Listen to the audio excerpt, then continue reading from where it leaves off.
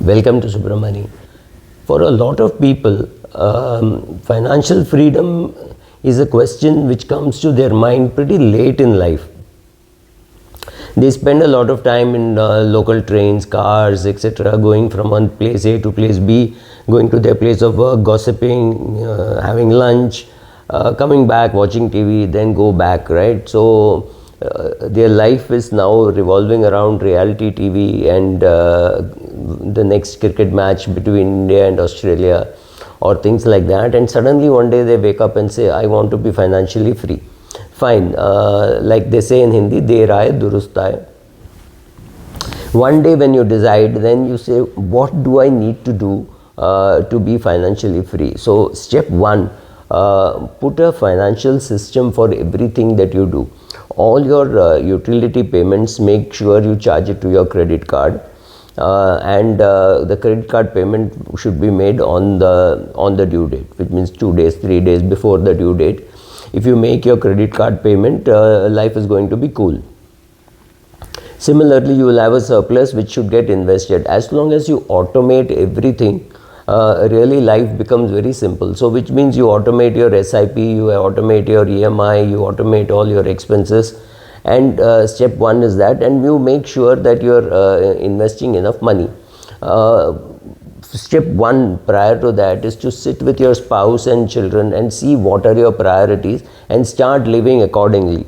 A lot of people say, oh, my priorities is health, but it doesn't mean anything, it doesn't translate to anything. It will still be a 10 o'clock dinner followed by watching TV till 11, going to bed at 11:30 and next day morning again back at 7:30 back into the grind.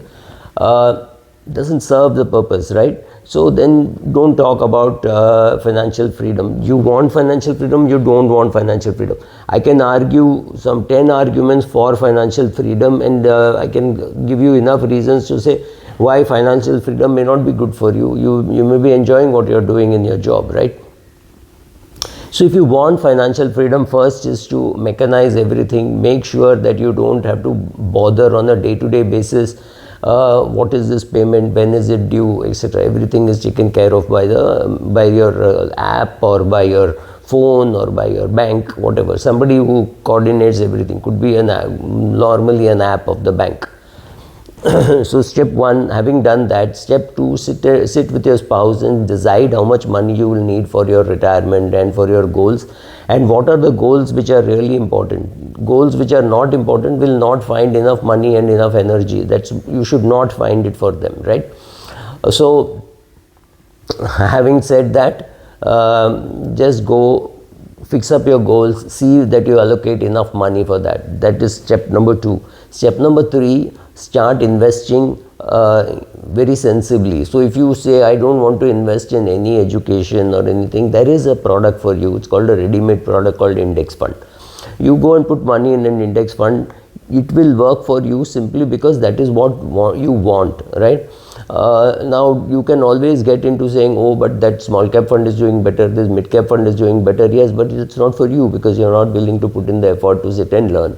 You don't want to put in the effort to sit and learn, perfectly all right. Be in an index fund, low cost index fund, ETF maybe, and just stick around that for a very long period of time, removing all the emotions, right? So is SIP a great way to invest for many, for 99% of the population? Yes. For those of you who want to buy equity and sell and hold positions in small cap funds, etc., then you have to start investing in learning, right? You don't learn, you will you should not be doing that kind of investment. Then there is index fund. You cannot say, I will not learn and I will try to create a portfolio and I will manage it. That seems to be not very difficult.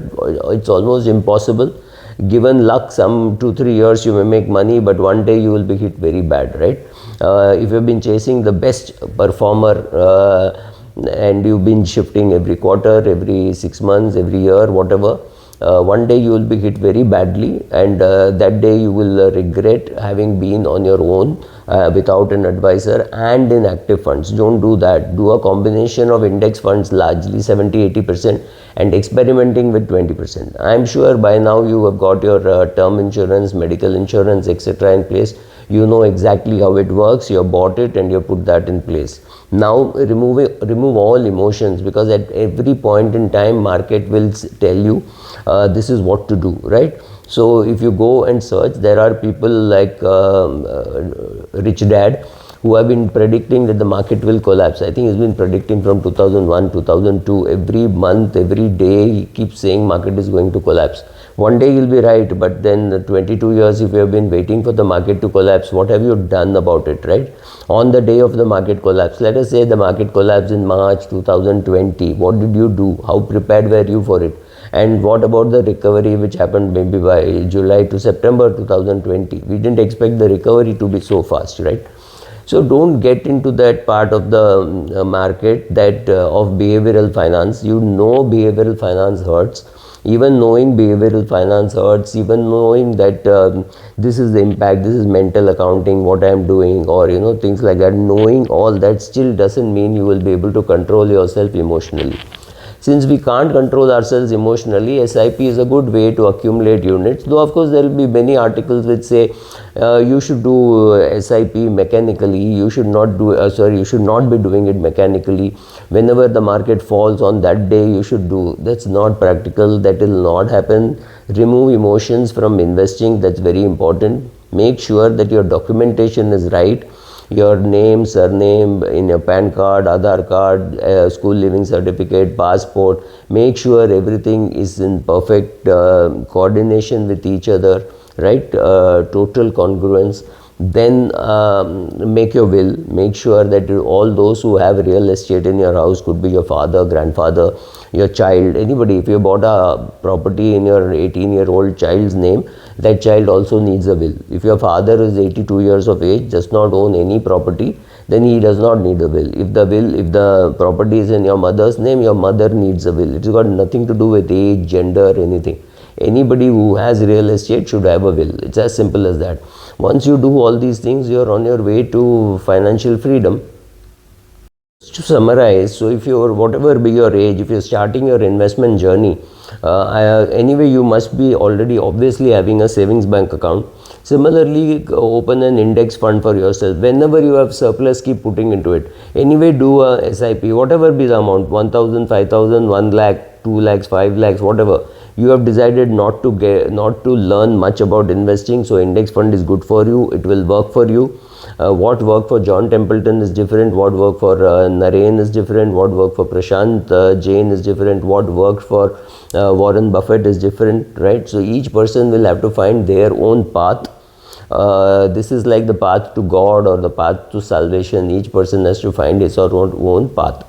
Your index fund will become like a dumping ground. Whenever you have money in your savings bank account which you think you do not need, just keep on dumping money into your index fund. The more you invest and for the longer period you invest, you will get better returns. It is as simple as that. N is important, R is important. You can't control R, you can control N. So just keep dumping money into the index fund.